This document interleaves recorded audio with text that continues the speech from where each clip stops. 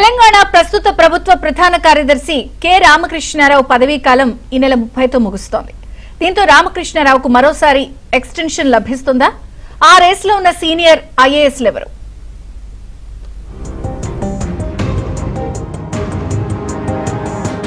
తెలంగాణ బ్యూరోక్రసీలో ఇప్పుడు top seat గురించి చర్చ జోరుగా సాగుతోంది. ప్రభుత్వ ప్రధాన కార్యదర్శి పదవి ఇప్పుడు సచివాలయంలో హాట్ టాపిక్ గా మారింది. ప్రస్తుత సీఎస్ కె రామకృష్ణారావు పదవీ కాలం జూన్ 30తో ముగుస్తోంది. దీంతో తదుపరి సీఎస్ ఎవరు అనే దానిపై సెక్రటేరియట్ సర్కిల్స్ అధికార వర్గాల్లో విస్తృత చర్చ సాగుతోంది. 1991 బ్యాచ్ కు చెందిన రామకృష్ణారావు 2025 ఏప్రిల్ 30న తెలంగాణ చీఫ్ సెక్రటరీగా బాధ్యతలు చేపట్టారు. వాస్తవానికి అదే ఏడాది ఆగస్టు 31న ఆయన పదవీ విరమణ చేయాల్సుండగా రాష్ట్ర ప్రభుత్వ విజ్ఞప్తితో కేంద్రం తొలుత 7 నెలల పాటు సర్వీస్ పొడిగించింది. అనంతరం మరో 3 నెలల ఎక్స్టెన్షన్ ఇచ్చింది.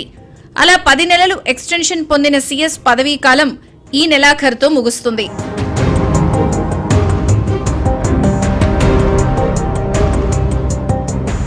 ఇప్పటికే 2 సార్లు ఎక్స్టెన్షన్ పొందిన రామకృష్ణారావుకు మూడోసారి కూడా కేంద్రం గ్రీన్ సిగ్నల్ ఇస్తుందా అనే ప్రశ్న ఇప్పుడు చర్చనీయాంశమైంది.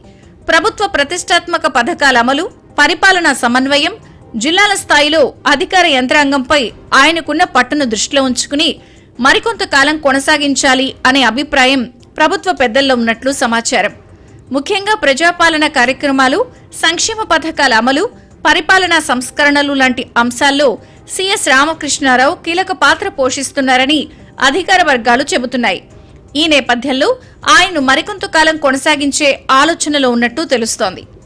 ఒకవేళ కేంద్రం మరోసారి ఎక్స్టెన్షన్ ఇవ్వకపోతే కొత్త సీఎస్ ఎంపిక అనివార్యం కానుంది. దీంతో సీనియర్ ఐఏఎస్ అధికారుల మధ్య పోటీ ఆసక్తికరంగా మారింది.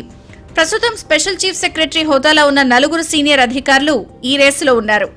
సంజయ్ జాజు, జయేష్ రంజన్, వికాస్ రాజ్, సభ్యసాచి ఘోష్ పేర్లు ప్రధానంగా వినిపిస్తున్నాయి.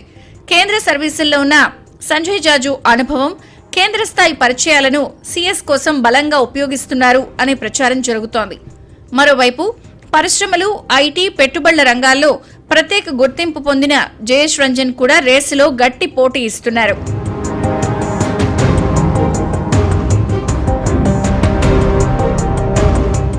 ఇక విద్యా, ఉపాధి, పరిపాలనా వ్యవహారాల్లో అనుభవం ఉన్న వికాస్ రాజ్ పేరు కూడా బలంగా వినిపిస్తోంది. ప్రభుత్వ వర్గాల్లో ప్రస్తుతం వికాస్ రాజ్ వైపు కొంత మొగ్గు కనిపిస్తోంది అనే ప్రచారం సాగుతోంది. మరో సీనియర్ అధికారి సభ్యసాచి ఘోష్ కూడా గట్టిగానే ప్రయత్నాలు చేస్తున్నట్లు తెలుస్తోంది. అయితే సీఎం రేవంత్ రెడ్డి మాత్రం కేవలం సీనియారిటీనే ప్రమాణంగా తీసుకోరని అధికార వర్గాలు చెబుతున్నాయి. జిల్లాల నుంచి సచివాలయం వరకు అధికార యంత్రాంగాన్ని సమర్థంగా సమన్వయం చేయగల, ప్రభుత్వ ప్రాధాన్య కార్యక్రమాలను వేగంగా అమలు చేయగల, ప్రజా సంక్షేమ పథకాలను క్షేత్రస్థాయికి చేర్చే సామర్థ్యం ఉన్న అధికారికి ప్రాధాన్యత ఇచ్చే అవకాశం ఉందని తెలుస్తోంది.